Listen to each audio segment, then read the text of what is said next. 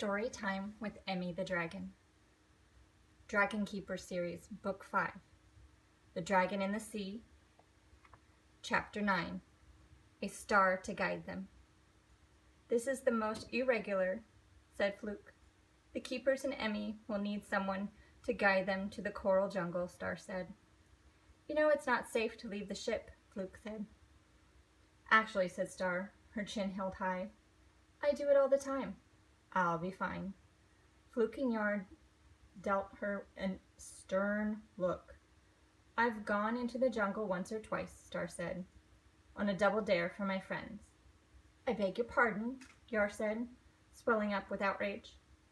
But mostly we ride the waves, Star added, meekly. Anyway, I know the safest way in. It can be as useful to them as I am to you, but in a different way. Yar and Fluke swam off a short distance and whispered back and forth. After they had arrived at an agreement, they swam back. Permission granted, Fluke said finally. Thank you, Star said, throwing her arms around Fluke's shoulders and hugging her, then doing the same to Yar. Yar pulled away and tugged nervously at his whiskers. Do take care, though it's fiendishly dangerous out there. Still, I imagine the dragon will protect you from harm.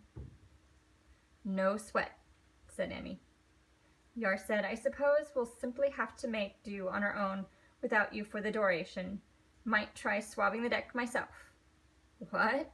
After Emmy rubbed Star down with the dragon anchor and turned her every bit as green as she had the keepers, the four made ready to set out in the direction of the coral jungle. Word of their journey must have spread among the passengers of the Golden Dragon, for the decks were soon tangled with well-wishers and merfolk and kelpies, and even a few polar bears waving sea fans. Before the party took their leave, Fluke presented them with each a conch shell, well stocked. They say the coral jungle is a dark and murky place. A little illumination will come in handy, she said. Thanks.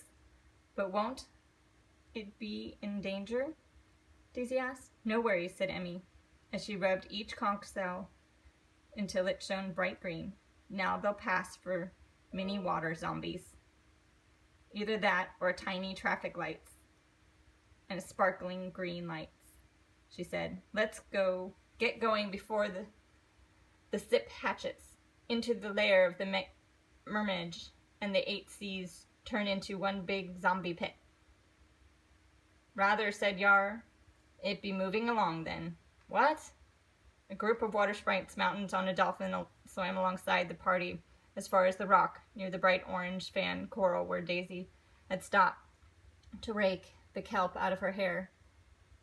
As the escort spun around and rowed back to the ship, the 4 travelers turned toward the blackness that loomed in the distance. Now that they knew the evil mermaid dwelled in the heart of the coral jungle, it seemed all the more ominous to them as they swam steadily toward it. The tangle of coral all but reached out to pull them into the murky depths. They came to the edge of the jungle and halted. What looked like a large cave loomed before them. This area is where we usually sneak in, Star said, me and Coral and Reef.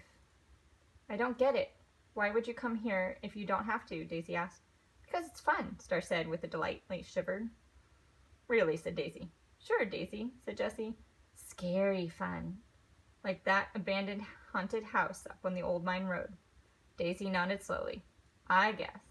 Let's go have ourselves some scary fun, she said, twirling her fingers without enthusiasm. Star said, okay, but first, I have to do our nails. A manicure now, Daisy asked? You've got to be kidding. Star picked up a sea sponge, blob of sticky tar that was floating in the water, began to rub Daisy's fingernails until they turned black. Then she did the same with Jessie. It's a mud manicure, Jessie said, holding up his black-nailed fingers and wiggling them. Close attention to details is always important, as the good mermaid knows, Star said with a little nod of her head. Oh, And one final word. When you see a red eye, just wave, but don't let them touch you. How come? Jessie said. Not that I want to. If they touch you 3 times, you'll become one of them, Star said. How do I know that? Daisy asked. Coral and Reef told me. Star said, we play a game called Red Eye Tag. 3 tags and you're red. Yeah, but how come Reef and Coral knew this? Jessie asked. Star shrugged. My friends know tons of stuff. Oh, and stay clear of the black coral. That stuff stings. I already learned that the hard way, Daisy said, showing Star the white welt on her finger. What about the other creatures in the coral jungle? Jessie asked. Are they dangerous too? What other creatures? Star said. Everything and everyone else moved out a long time ago. Only merfolk. Good to know, since we just happen to be in the form of merfolk, Jessie said slowly. Anything else we need to know before we take the plunge? Act creepy, said Emmy. Creepy, right, said Jessie. I am a water zombie. He held out his arms, limped before him. Are you going to act creepy, Emmy? I'm going to transform into a dragonfish, she said. Emmy doing exactly that. I'd say that's creepy, said Daisy.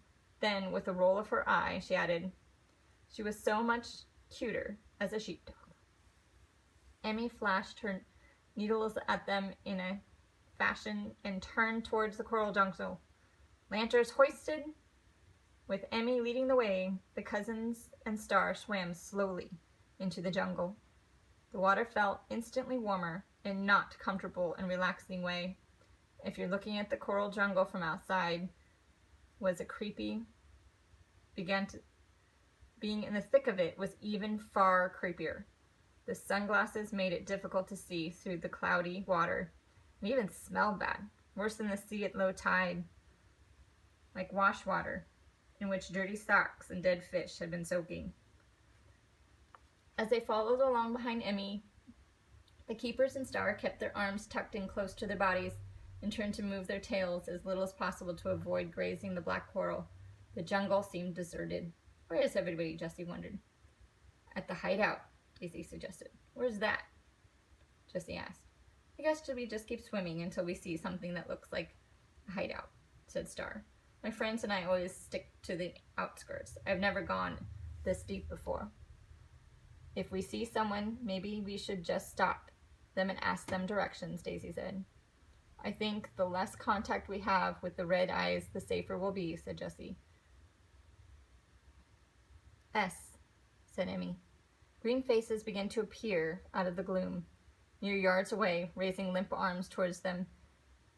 Jessie and Daisy and Star lifted limp up arms and returned the greeting, as if Red Eyes wondered why anyone would need sunglasses in such a dark place. They gave no sign. A few moments later, Emmy shimmered into a halt. Then she showed them behind a wide trunk of a black coral. A 6 beefy red eye with heads full of swirling braids swam past. Oh my scales and fins, Stark cried out, and clapped her hand over her mouth. What is it? Daisy asked her. The red eyes. I recognize one of them. It's Rock. He was my friend, Star said sadly. Well, I hate to tell you, but he's not your friend anymore, said Jessie. The others understood her demean. Follow them, as Emmy shouted out. And this is what they did, at a very safe distance. It was all well and good thing, too, because the blurry shoulders of the red eyes cut a nice broad swath through the stinging coral. As Emmy and the merkids increased their speed to keep up with the squad, Jessie found himself wondering what the mermaid would look like. Would he be a hulking merman with a huge head, long tight braids and green skin, holding a trident? Or would he have a magic wand? In their time as dragon keepers, Jessie and Daisy had faced off with St. George the Dragon Slayer and Sandra the Rich. Those two looked like humans, only a lot scarier. They had also battled fire dragons, dog spells, knights in armor, and a large mad dog with acid. So how bad, really, could an underwater sorcerer really be? Eventually, The heft of the red eyes swam into a wide clearing where the sea floor was black and scorched looking. As the forest after raging fire had swept through it, in the center of the clearing lay an object twice the size, long and green, slimy looking, and covered with red bristles. The red eyes swam up close to one end, long green thing, from which a steady line of bubbles streamed. Daisy wondered what it was, hidden somewhere inside this green thing. Jessie, thinking along the same line, said, "This must be his hideout." "I don't think so," said Star in a low voice. "I remember that reef in Coral said something about Maldu being a giant sea cucumber. I thought it was a joke." "But holy moly," Jessie said. "You mean to say that the big deal is really just a humongous sea cucumber?" "That just might be the grossest thing I've ever seen," said Jessie with a deep shudder. "Well, if that's him," said Jessie, "at least he can't move very fast. I'm pretty sure sea cucumbers have minimal powers of movement. Let's get a little closer to see what we can check out. Those bubbles are probably where his lips are, or closest thing to a sea cucumber having lips." Jessie started to swim out into the clearing. "No, Jessie," Star called out, but it was too late. One of the red eyes had turned away from the giant sea cucumber and seen Jessie. "Uh-oh," said Emmy. "Who goes there?" the red eyes called out. The other 5 red eyes turned to look. Then they all swam over and bore down upon the trespassers. "How dare you enter our inner circle?" one of them said. The red eyes were even more imposing up close. Unlike the other red eyes they had seen, these didn't have limp arms and lifeless voices. Perhaps, Jessie thought, being the guards gave them special strength and power. The green skin of the red eyes bulged with muscles, and their red-rimmed, bloodshot eyes were more angry than vacant. Through the clenched teeth they growled low, back and forth like grizzly bears on their hind legs, working up to an attack. "Rock, is that you?" Star said in the smallest of red eyes. "It's me, Star, your old friend. You probably don't recognize me without the glasses." "Whatever, do not take off your sunglasses," Jessie said to her out of the corner of his mouth. Rock replied in a flat voice, "I recognize only my master." Star pinched her lips together, bowed her head, and then looked as if she were holding back tears. When she raised her head again, she said to her companions, "If we get out of this alive, I'm never leaving the ship again." It was hard to stay calm, with 24 tridents pointing and aimed at them. With those tridents, the red eyes began to prod them towards the bubbling mouth. Emmy's red dragonfish scales had begun to blanch, and she flipped and kept clear of the trident's points, which were made of iron. Daisy, realizing this, spoke up. "Keep those things away from our dragonfish."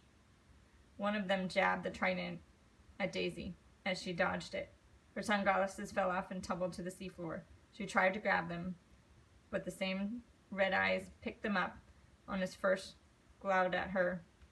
"You're a white eyes." The other red eyes all turned to stare at Daisy. In a show of solitary, Jessie whipped off his sunglasses, followed by Star. "You're all white eyes," the red eyes snarled. Jessie, Daisy, and Star closer to the bubbling end of the mouth of the sea cucumber. Here the water was even warmer, more rank smelling. "We bring you 3 fresh white eyes, master," the red eye said, with his biggest. He has seemed to be the leader. Apart from the quivering mass of red bristles that covered his body, the slight puckering at the end, the creature the red eyes called master was nearly featureless. A series of big bubbles that smelled like sewage burst, sounding like giant whizzing fat men gurgling oil. A voice asked, "What do the white eyes want?" Jessie said the first thing that popped out into his head, "Nothing. We just want to get out of this place. We're lost." Daisy said, "We took a wrong turn." "You lie," it bellowed. A stream of foul-smelling bubbles drove the 4 backwards, choking and coughing, but the red eyes behind them prodded them again, forcing them to back up. It went on in a more subtle tone. Bellwether sent you. This feels like one of her tricks. Her Daisy snorted. Captain Bellwether's not a female. Jessie nudged Daisy and whispered, Daisy, I think she might be. What are you talking about, Jess? She whispered back. Last night I was going to tell you, but I fell asleep. And then Jessie told Daisy in a rush all about the crystal ball and the driftwood waving and the marshmallow stick over him. It wasn't the place to tell her something this important, but it was the time. And she said, she was the one who gave us the spell seashells, wasn't she? So it kind of adds up, Daisy said. But Bellwether is skilky, like Yar, and she looks like a human woman in a black wetsuit, Daisy said, falling silent while she added it all up in her head. When she was finished, her eyes nearly popped out of her head. Jessie, she cried, you're right. She did send us. Next time will be chapter 10.